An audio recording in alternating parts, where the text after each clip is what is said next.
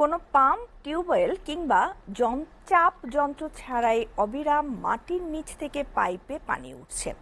আর এই ঘটনাটি ঘটছে বগুড়ার গাবতলী উপজেলার বুরুজ গ্রামে। এই নিয়ে এলাকায় চাঞ্চল্য সৃষ্টি হয়েছে। অস্বাভাবিক এই ঘটনা দেখতে ভিড় করছে শত শত মানুষ। কেউ কেউ রোগ মুক্তির আশায় বোতলে ভরে পানি নিয়ে যাচ্ছেন। বগুড়া থেকে আরিফ রেহমানের প্রতিবেদন, ছবি তুলেছেন জাকারিয়া বিপ্লব। বগুড়া শহর থেকে প্রায় ২০ কিলোমিটার পূর্বে গাবতলী উপজেলার নেপালতলী ইউনিয়নের বুরুজ গ্রাম। এই গ্রামেরই জাবেদ আলী এক সপ্তাহ আগে বাড়ির উঠানে সাবমার্সিবল পাম্প বসানোর কাজ শুরু করেন। ৪ ইঞ্চি গোলাকার ২৮০ ফিট পাইপ বসানোর পর থেকেই অবিরাম পানি উঠছে। আবার পানির সঙ্গে আসছে গ্যাস, ধরছে আগুন, যা দেখতে প্রতিদিন ভিড় করছে শত শত মানুষ। এটা দেখার জন্য আশেপাশে যত এলাকা আছে সবাই গাড়ি ভাড়া করে আসছে। আমার বয়স প্রায় ৭০।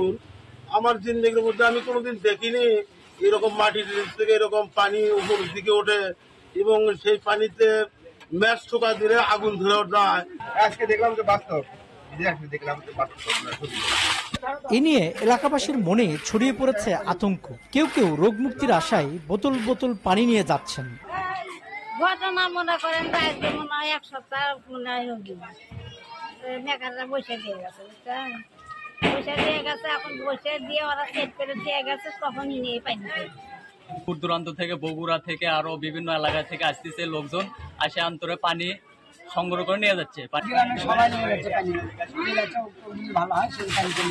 যখন পানিতে আগুন দিলাম তখন আগুনটা যখন ধরে উঠলো তখন আমার লাখের মুখে একটা তাপ লাগলো।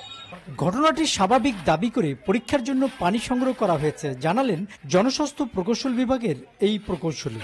আমাদের জনস্বাস্থ্য প্রকৌশল অধিদপ্তর থেকে আমরা পানি টেস্টের জন্য নিয়ে আসছি। আর পানি টেস্টের ফলাফল না পাওয়া পর্যন্ত ওটা পান করা যাবে না বলে আমরা বলতেছি। স্বাভাবিক ঘটনা, এটা অল্প কিছুদিনের মধ্যে বা অল্প সময়ের মধ্যে এটা বন্ধ হয়ে যাবে। আতঙ্ক কিংবা কোনো ধর্মীয় কুসংস্কার যেন ছড়াতে না পারে, সেজন্য দ্রুত বিষয়টি নিয়ে ব্যবস্থা নেওয়া দরকার বলে মনে করেন স্থানীয়রা। আরিফ রেহমান, এসএটিভি, বগুড়া।